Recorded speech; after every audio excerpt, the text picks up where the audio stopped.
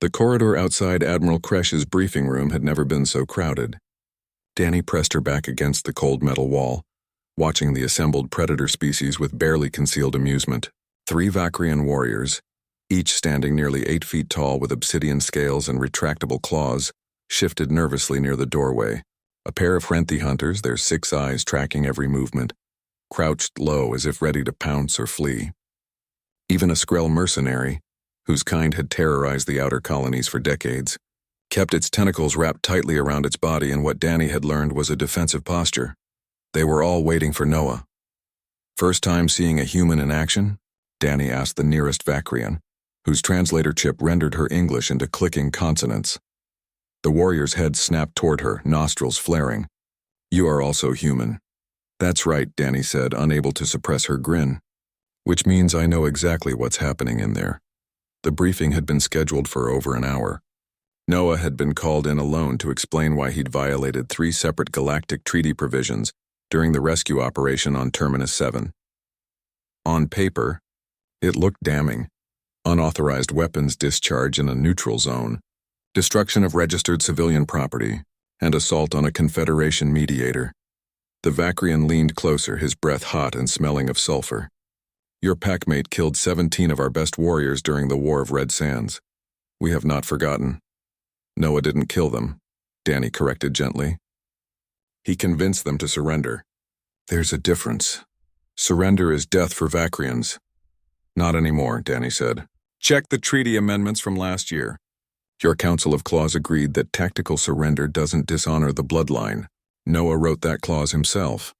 The warrior's scales rippled. Confusion Danny had learned to recognize. Before he could respond, the briefing room door hissed open. Noah emerged, and the corridor fell silent.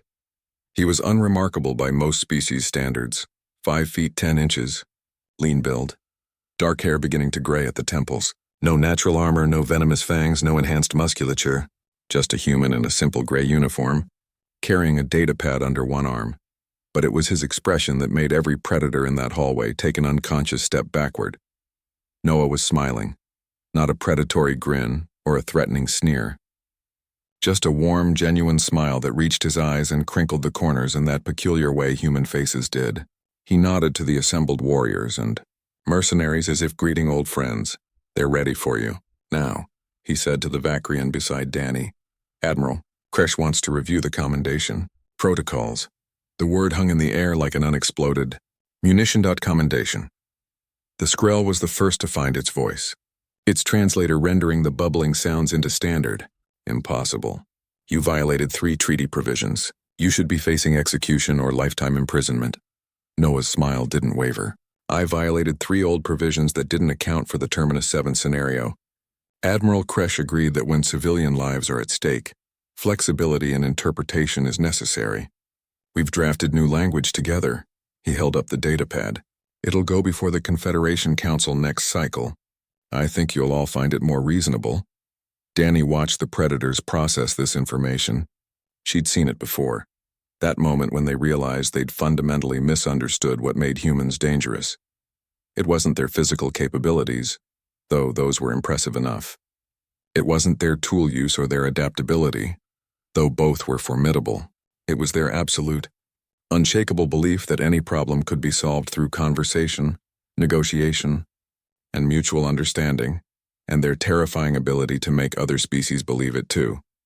"You turned a court-martial into a policy revision meeting," the Hrenti whispered, all 6 eyes wide. "Well, Admiral Kresh is very reasonable once you explain the situation properly," Noah said. He checked his chronometer. "Danny, we should head to the commissary.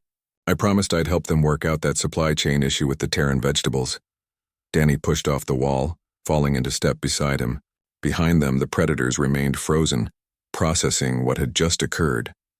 As they rounded the corner, Noah's smile faded into something more thoughtful. "They were scared," he said quietly. "Terrified," Danny confirmed. "You're facing down the Confederation's most notorious hard ass, and they expected you to come out in restraints." "Kresh isn't a hard ass. She's just very committed to protocol. Once I showed her how the protocols were creating perverse incentives, she was eager to revise them." Noah glanced back toward the briefing room. "I wish they wouldn't be afraid." This was the part that the galaxy's warrior races could never quite grasp. Humans genuinely meant it. They didn't want fear or submission. They wanted collaboration, friendship, partnership. They would negotiate until their last breath, finding common ground where none seemed to exist, and if negotiation failed, well, then humans became something else entirely. Something that had ended wars, toppled empires, and made the word human synonymous with do not provoke. But Noah would never talk about that part. None of them would if they could help it. They'll learn, Danny said, same way everyone else has. You can't stay scared of someone who keeps solving your problems. Noah's smile returned, softer this time. That's the idea. They walked in comfortable silence until they reached the commissary. Through the windows, Danny could see a crowd gathered around the vegetable dispensers. Another crisis, another opportunity for Noah to turn enemies into allies, one conversation at a time. Ready? She asked. Noah straightened his uniform, data pad at the ready. Always.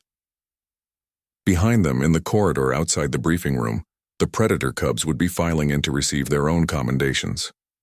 And one by one they'd emerge with the same confused, slightly awed expression. The humans had done it again.